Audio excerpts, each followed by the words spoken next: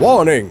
Contains non-professional, unsolicited common sense so potent it may cause side effects in those with a low tolerance for reality.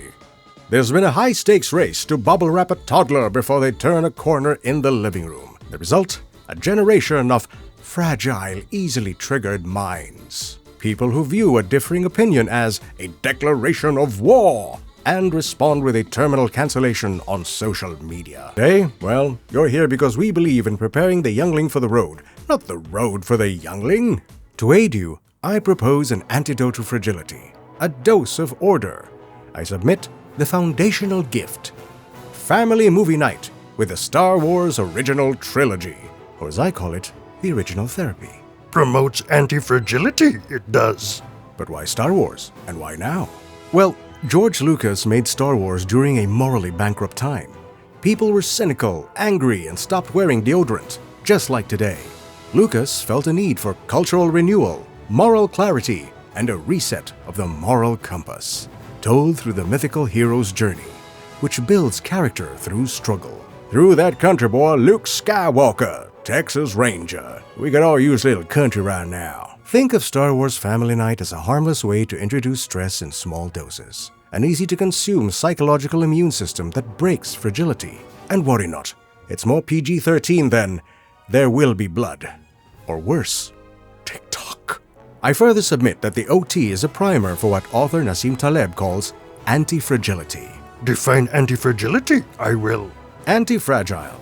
The rare ability to grow stronger, smarter, perhaps less triggered, because of stress and disorder. With thy guidance and Luke's journey, younglings rehearse this growth, gain emotional resilience, and a true north moral compass, which may be an unfair advantage later in the very volatile 21st century workplace. An emotionally regulated battle station. More than these coddled brats, anyway. Whoa! Is it possible to learn anti-fragility? Not from a cuddler. But more with family movie nights. Remember those? Families used to share laughter, tension, and moral lessons together looking at one screen. One set of shared beliefs. We allow that monoculture to be destroyed by phones. Even together at the dinner table, our heads are stuck on our own screens, ruining our posture. But resurrect family movie night, and you reclaim a shared culture. Using the hero's journey as a blueprint, we can break what Dr. Jonathan Haidt calls the 3 untruths. From a certain point of view, I'm looking at it through a Star Wars lens because I'm a geek. And those 3 untruths are: Untruth 1. Discomfort and struggle must be avoided. Instead, Luke chooses struggle as the path to mastery. Had he stayed in the safetyism of the farm, he'd be crispy barbecue. His failure in the cave test forced him to discover his shadow self, the awareness that darkness lies within him. That awareness became his salvation. Untruth 2. Feelings are always true. Luke followed unchecked fear and anger that led to failure and some minor inconvenience. He learned that mastery over one's emotions is the only path to competence. Untruth 3. Anyone who disagrees with you is an enemy. Even at the final boss stage, Luke sensed the good in the Dark Lord, and this won him salvation and victory. A true Jedi, because only a Sith deals in absolutes.